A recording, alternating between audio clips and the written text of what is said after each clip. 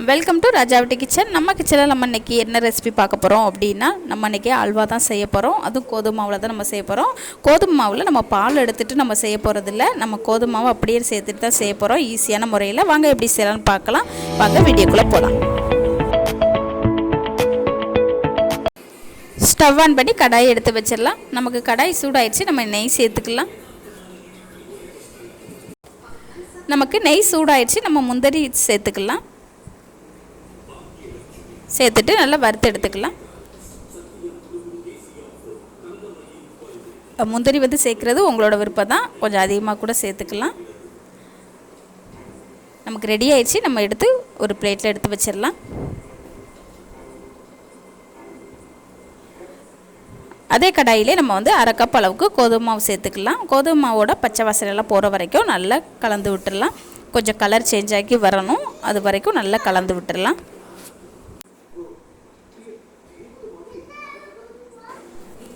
நல்லா பொறுமையாக கலந்து விட்டுடலாம்.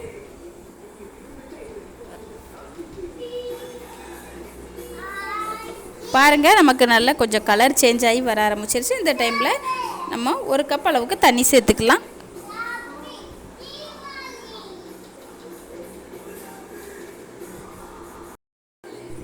நம்ம கை எடுக்காமல் நல்லா கலந்து விட்டுடலாம்.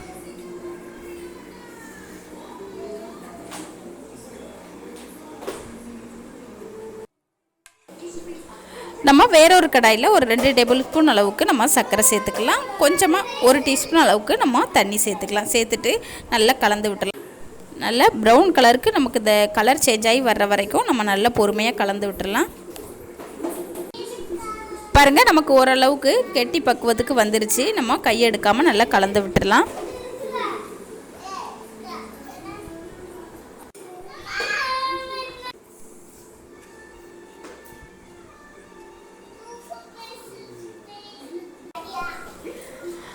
பாருங்கள், நமக்கு நல்லா கெட்டி பக்குவத்துக்கு வந்துடுச்சு. பாருங்கள், நமக்கு அந்த ப்ரௌன் கலருக்கு மாறி வந்துடுச்சு. நம்ம அந்த டைமில் ஸ்டவ் ஆஃப் பண்ணிக்கலாம். ஸ்டவ் ஆஃப் பண்ணிவிட்டு நம்ம கோதுமை மாவோடு நம்ம சேர்த்து நல்லா கலந்து விட்டுடலாம். பாருங்கள், நம்ம அந்த கலர் நமக்கு வேணும், அதனால தான் நம்ம ரெடி பண்ணி நம்ம சேர்த்துருக்குறோம். நம்ம நல்லா கலந்து விட்டுடலாம்.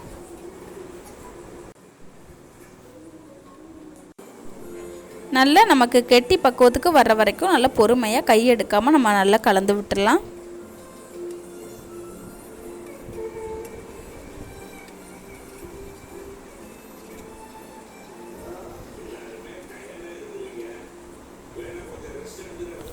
பாருங்கள், ஓரளவுக்கு நமக்கு நல்லா கெட்டி பக்குவத்துக்கு வந்துடுச்சு. நமக்கு இன்னமும் நல்லா கெட்டி பக்குவத்துக்கு வரணும், நல்லா பொறுமையாக கலந்து விட்டுடலாம்.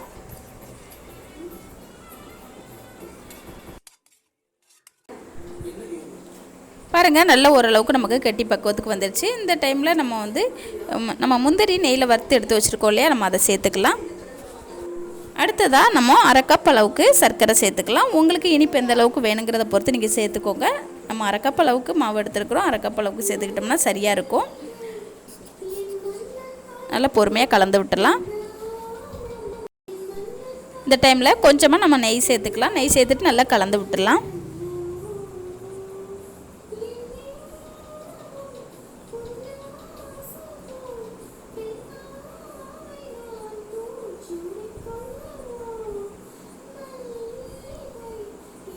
பாருங்கள், நமக்கு அந்த பாத்திரத்தில் ஒட்டாத அளவுக்கு நல்லா சூப்பராக ரெடி ஆயிடுச்சு. இன்னமும் கொஞ்சம் நமக்கு ரெடி ஆகணும், நல்லா பொறுமையாக கலந்து விட்டுறலாம்.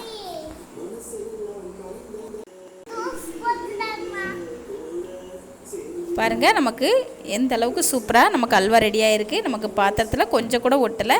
நமக்கு இந்த அளவுக்கு ஒட்டாமல் நமக்கு நல்லா ரெடி ஆயிடுச்சு. நம்ம அந்த டைமில் ஸ்டவ் ஆஃப் பண்ணிக்கலாம்.